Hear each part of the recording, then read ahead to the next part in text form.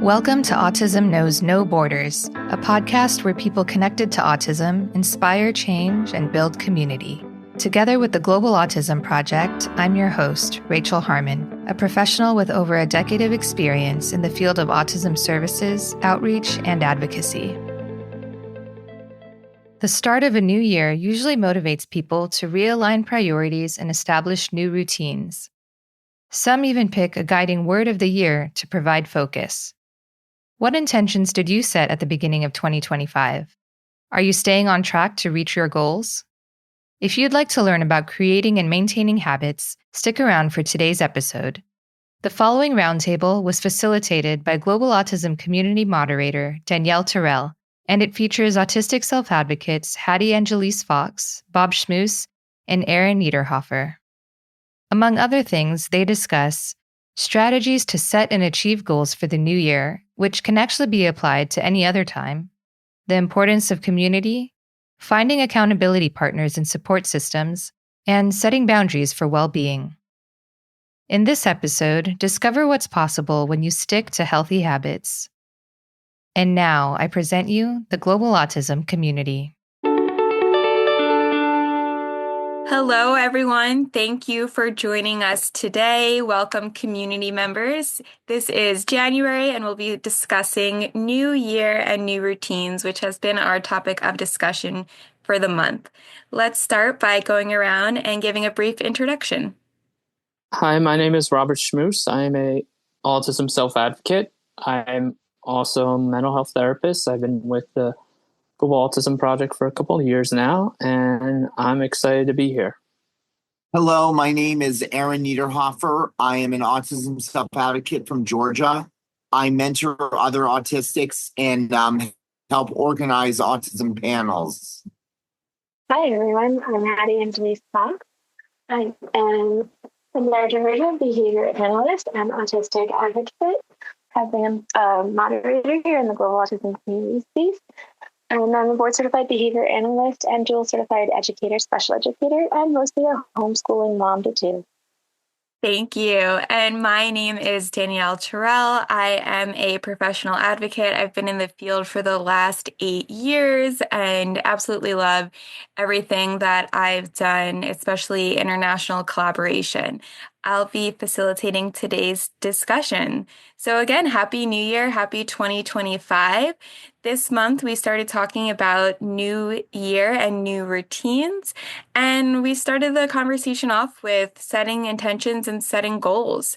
So whoever would like to jump in and give us a little discussion about if they reflected on 2024, maybe you did an audit. Did you start prioritizing goals, making smart goals? How did your year start off? For the year starting off, I got into trying to improve my physical health because with what's happening in the next 4 years, it's going to be in my best interest to be in the best physical shape possible for what comes. That, and I also got into consulting. I lowered what the costs of my services for potential clients because with the economy about to enter a downward spiral, having people be able to save as much money as they can off of me and spend as little as possible. My goal will be to be a low-cost resource that multiple small business owners, even in tough times, can still use. Finally, I'm trying to go to different groups of non-autistic people to make friends because I need to build friendships and relationships with people to stay on their good side, get better at cooking so people will want me at their socials so I can cook for them. Basically, I need to build bridges in preparation for what's to come. Thank you, Eren. And how are you finding those groups and events to participate in? When you cook for people, when you cover people's meals, when you manage to be an empathetic listener, people find it safe and okay to let you attend their socials. And they're willing to bring friends to yours. That's great. Yeah, it is really nice to have friends from maybe different backgrounds, different communities, and all come together for, whether it's the same goal, whether it's just camaraderie and making new friends. That's great. Thank you for sharing. Thank you. So I'm not one for resolutions or for goal setting like that, in that I don't like to set myself up to let myself down. I think it's really important to know myself that it's too big of an emotional swing. So what I chose to do was select a word for the year, inspired by our community, and use that word to kind of guide things, and a word that allowed for grace and permission to have steps back. So my word was consistency. And then I looked at what are the things that I was doing last year that I wanted to increase my consistency with or maintain my consistency for. So some reflection backwards towards last year and some reflection forwards. I find that alone has just been like, oh, am I engaging in this consistency consistently? How could I become more consistent? Why wasn't I consistent? It allows me just that space to reflect around it and to have conversation and dialogue with self. And then, asking like, well, what supports could create the consistency I want? And that might be, like Eren said, building social bridges. It might be re-strategizing my environment, redefining what workability looks like. So depending on the aspect of life, but I just selected a word to play with and allow for it to be what it's going to be, because I am sure that by the end of the year, I will be further than I am today. And that will have meant that I applied more consistency. Amazing. I love that. I also have, over the last 3 years now, chosen a word to define each year. And just 2 days ago, I found my word for this year, which is audacity, the willingness to take bold risk. Oh, I look forward to watching your audacity. It has been a joy and pleasure already in 2025. You've done some awesome stuff. Thank you. Bob, what about you? How has your year started off? Personally, the year has been pretty good. I had an article published. I've been doing a lot of paintings, especially like near the end of 2024. I'm still trying to still be in good health and continue to read and paint and try to connect with people more. I know that's always been kind of a struggle for me, but on a social level, but I'm trying to do more of that. It's gotten better a little bit last year, but I'm still trying to do that, especially in connecting more with family. I'm starting to do a little video thing on Instagram called Neuro Tidbits, in which I discuss, or they're just short videos as about like facts about the autism community and topics related to us. I'm excited to do it, but I'm worried that not many people will watch it. Overall, I'm just so sick of negativity. Tell me about it. Yeah, I just want this to be a good year. Peace of mind. Yes, let's speak that into existence, that it will be a good year and negativity will be washed out. Mm-hmm. Thank you. Well, some of you guys touched on this already, but I think when it comes to thinking about new routines, building healthy habits is something that comes up. And incorporating positive routines into our daily life, again, fleshing out that negativity and the power of habit formation.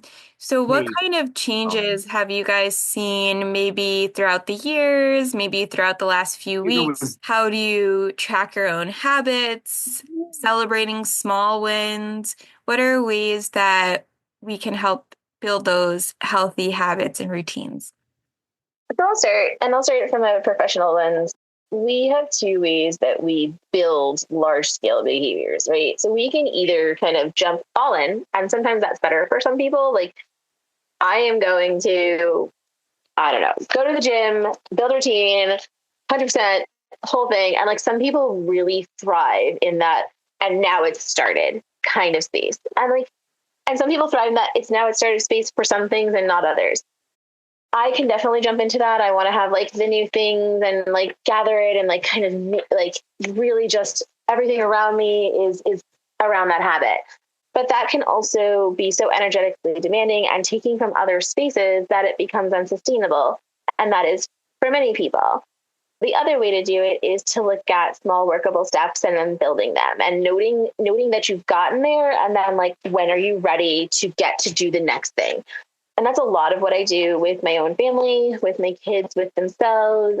Also, repeating the things in the same order, which can sound mundane, but it can be really helpful. So little tiny things. We are homeschoolers. This is our space to relax, but this is also our space for education. So get up, get dressed, make your bed, brush your teeth is literally our morning mantras. Like, once you're upright and you're ready to be moving around, like, then get dressed, then make your bed, then brush your teeth, in that order, so that once your bed's made, the next thing to do is automatically brushing your teeth. And so those kinds of things can help, breaking it down step by step and just doing step one. I can get up. Cool. Let me get up and get dressed. Wow, I've gotten up and gotten dressed for the week. Let me get up, get dressed, and make my bed. As opposed to, new day, I'm going to get up, I'm going to have my room in order, and I'm going to have the healthy breakfast, and I'm going to do... That could be the better way for some people. They're just like, nope, I'm going to do all the things. And I think knowing yourself overall, but then knowing yourself in more micro ways, right? Sometimes like if it's about, I don't know, a career move, you might need to just like fully throw yourself into the whole thing. You might want to say, you know what, I'm going to go super slow and I'm going to learn a skill. And until I feel like I have that skill under me, I'm not ready to do this career move. And it really is personal. But those are the two ways that, like, behavior analytically, we talk about how new behavior sequences, chains are built, how you learn to do complex things. Yeah, absolutely. And as I heard you speaking, I also heard give yourself grace. 100%, right? Like, if you're doing the thing and it's not working well for you, or you're just not there yet, going back and saying, well, what's missing? So one for me is like, I'm not a morning person. I never have been. I really do believe that we weren't meant or built to live in these four-sided boxes with our nuclear families, isolated from other families. Like, that's just not how the human species developed. It's something we created for ourselves. And I think some of us were meant to be awake and monitoring our community at night, defending it from the nocturnal predators. And I tend to be one of those people. But that is not what modern society allots for easily, and definitely not while you're child rearing and other things are involved. So I have to get up, and I'm also somebody who takes different medications for various reasons, and I have to make sure I get those medications in. So one of the habits that I built for myself last year was I placed my medication at a small table directly next to my bed with something to drink. All I have to do is have my alarm go off and have enough energy to roll over and put my medication in my mouth and swallow it.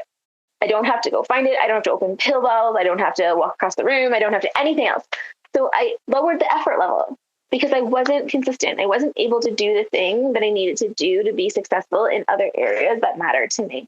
So by seeing where I needed support and then having my environment serve me versus me serve my environment, I was able to increase my success. Angelys, I just want to say you point out something amazing, the idea of community. And I think that's what I feel we are lacking. Like, yes, there's communities. We have the neurodivergent communities and other communities, which is great. But community, like looking out for each other, I feel that for past few years, even before like social media, we've been lacking that. But now I think people are waking up to that, and I think that's perfect. People like talking to each other more, getting in touch with each other more. That's something like I want to strive towards doing more, and something that we all need to strive towards more because, life is short and we need to know our neighbors. And of course, they're going to have different views, different like ways of thinking, and that's fine. That's perfectly fine. As long as we're all respectful towards each other, no matter what they think, what they feel. You understand? You know what I mean? Yeah, absolutely. And I think that takes conflict negotiation and so many other soft skills that are formally taught. Like, I think people think that you're just supposed to know how to be respectful, or you're just supposed to know that, like, whatever. But you're not. They're taught usually by a model, by watching other people do it. And so the more isolated we are, the more difficult it is to access those things. But thankfully, we have this community space, and communities can look like all different things. My mom's generation, it was their church community and school community and educational community, and it was her work community and and so there's all sorts of ways to define it. But whether it's your neighborhood or the community you build for yourself, I find it so critical. And I honestly, personally, can't live without mine. And I'm grateful to call all of you members of it for different reasons. And as we're doing things like that, like I've offered to Danielle many a time, if there's some way I can be a support, like invite me into different spaces, whether they're spaces for educational purposes that she is in touch with or something else. And I share that with both of you as professionals and as mental health practitioners. Like, if you would like to have a guest space, I'm happy to do that with your community. If you'd like to collaborate and do something virtual group wise, I'm happy to do those things. Bringing in other voices and other perspectives. That's why I was so excited when Bob and Adrian joined our moderator team. Like, it expanded the moderator community. It brought different perspectives and aspects and lived experiences. And like, when we're building habits, sometimes I need to hear what someone else did. And I'm like, oh, that is simple and brilliant and doable. And I would have never thought about it. And now that you're in my space, I got to learn it. That's beautiful. Yeah, I echo that. I love how just having conversations, whether they're 5 minutes, 45 minutes, we've really learned so much from each other. It's been beautiful. Hello, Rachel here. Would you like to share your own perspectives by participating in roundtables like this one? Join our online Global Autism Community, a safe and judgment-free space where all kinds of people connected to autism regularly discuss important topics. For example, we just had another roundtable about defining love, and as each month approaches, we vote on which theme to discuss next. We'd love to see you over at community.globalautismproject.org, and let us know what you think about this episode. And now, back to the roundtable. I think that also ties into finding an accountability partner. Having a support system, it is something that I know for me is really helpful for when I'm working on, let's say, like a physical fitness goal. I am someone who definitely prefers to be part of a group, like a group exercise class. And I used to go to kickboxing with one of my close friends from college. And even though we didn't always go at the same time, our schedules didn't align, having her there just added that extra layer of accountability and pure enjoyment for exercising. I just go to the gym.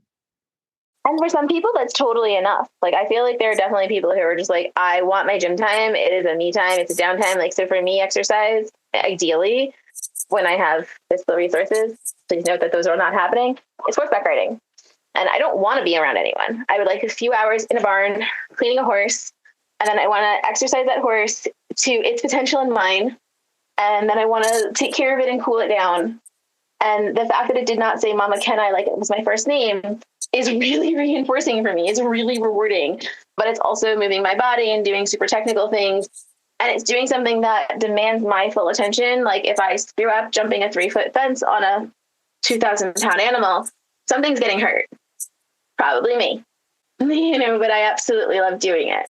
It is my favorite, probably one of the first movies that I spent an entire summer watching. But yeah, so like, what works, right? Do you need an accountability buddy for the thing? Because like, I have one for certain things.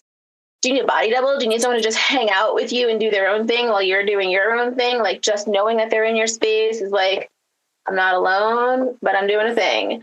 Do you need time by yourself to do it? Like, just go to the gym, how Bob does? Or do you need to do it in a way that demands of you so that you like really feel like you've exerted yourself and like every part of your body says, I succeeded, and I can feel that.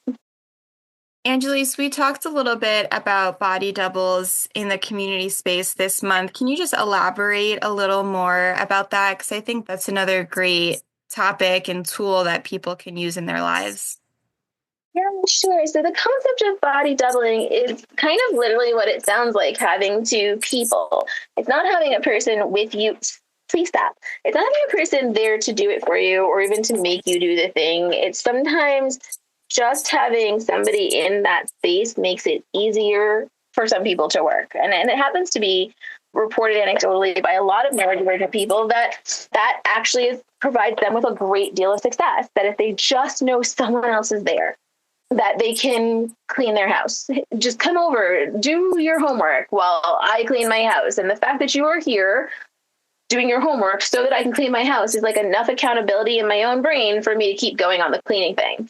As opposed to like, if I say I'm going to take Saturday to clean my house and just me in my house, oh, well, let me get the laundry started. Oh, what am I going to eat? Oh, let me scroll my phone. Oh, and you can let yourself distract. Where just like, I invited this person to my space for this reason, or I asked this person to hold space with me. Can we both, like, Bob, you're writing reports tonight. I got to write reports tonight too. Can we just like open a Zoom chat and like hang out while we write our reports?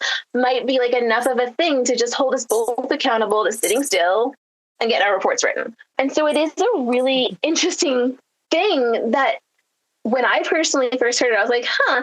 But then I thought back, like there was a number of times throughout my life where like my best friend just sat and existed near me doing her own thing. And literally because she was there, like I felt better. Or my husband chilled and like I rested in his arms while I wrote those reports, you know, and it was just having another person in the space and not feeling isolated in my task that made it possible to get it done. Yeah, that's amazing. I like that idea. It's a motivation skill. It's really helping with motivation. Yeah, it's helping with motivation and it's giving in the moment accountability. And for some people, like we are always our own worst critics. For some people, it's also reminding us like, I asked for this person's time. I don't have the right to waste it. So there is sort of a little bit of a negative thing that could be happening, but like it's in honor and respect of the person that you requested.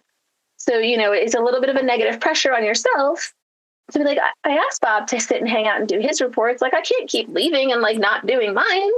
You know, it holds you accountable. You're able to hold yourself accountable and push yourself through a little bit more because we'll show up sometimes for other people in ways we won't show up for ourselves, whether or not that's appropriate. We can deal with the true part of it, or we can deal with, you know, and use it to our advantage. That's great. And it also makes me think of just the ability to prioritize things in our life. And sometimes that really is prioritizing our own self-care and well-being, and sometimes saying no and being able to set boundaries. Does anyone want to add to that? Really could be anything in your life, whether it's setting boundaries to prioritize your own self-care and well-being, setting boundaries between work and your personal life or social life boundaries, anything that you can think of that you'd like to share. Those two have definitely worked. Setting boundaries between for things that I spend my money on, setting boundaries between hours of the day between work and play, and making sure that I can have at least a little time each day just to de-stress and find myself in a little corner to just sit and relax. That's really good. What helped you to set those boundaries between work and play?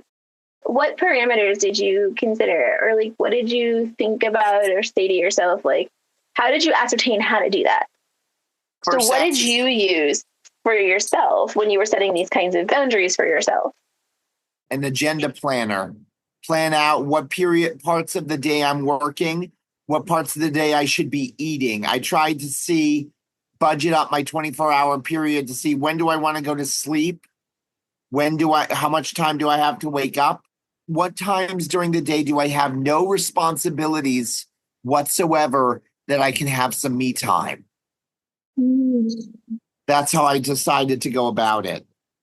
That's really good. Did you find you needed like certain amounts, like as you worked through it, where you like, wow, I really need an hour every day to decomp, to like let myself. An hour? No, I need 2 hours. I mean, I do too, but I was trying to be concerned. But like, did you know it already, or did you kind of figure that out? It was a suggestion someone made. I love it. That's really cool. Thank you. I am not my best advocate. other people are my best advocates. This is why I don't survive without my community. Listen, there's been more than one time that I have been very inclined towards a not productive outcome, whether it was like releasing my certifications because I was home all the time. What am I paying all this money to maintain licensure and certification for?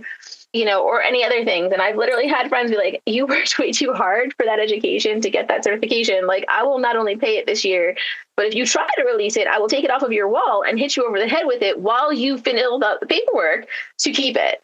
So yes, I understand having outside influences advocate for you inside of spaces that are most important to you. Thank you all for being here and being part of this evening's conversation. And thank you to our community members who have been engaging in conversations throughout the last couple of weeks on new routine for this new year. As we close this chapter on new beginnings and the power of routines, I encourage you to pause, take a deep breath, and acknowledge the strength within you. This is a new year with all of its unknowns. It's still an opportunity for you to rewrite your story, one mindful moment at a time. Let your routines be your gentle guides, leading you towards a meaningful, grounded, and fulfilling life. I hope this episode has sparked some ideas and maybe even lit a fire within you to take that first step. Remember, it's not about perfection, it's about progress. In a world that feels like it's constantly shifting, establish those solid routines and let them be your anchor, your personal compass. So whether you're starting small on a daily walk or tackling a big project you've been putting off, just start. So keep planting those seeds in your garden. You have the power to commit to growth. Here's to an intentional year, one routine at a time. Thanks for tuning in to Autism Knows No Borders. Are you a self-advocate willing to share your story and educate others? Or a professional seeking to hear directly from autistic voices and improve your practice? Or maybe you're a family member hoping to support and empower your loved one. Whatever your connection to autism is, we'd love to hear your takeaways from this episode in our online Global Autism Community, where hundreds of people from all over the world come together to support each other and know that they're not alone. Join us today at community.globalautismproject.org. Let's work together to transform how the world relates to autism. Thanks for listening. Take care.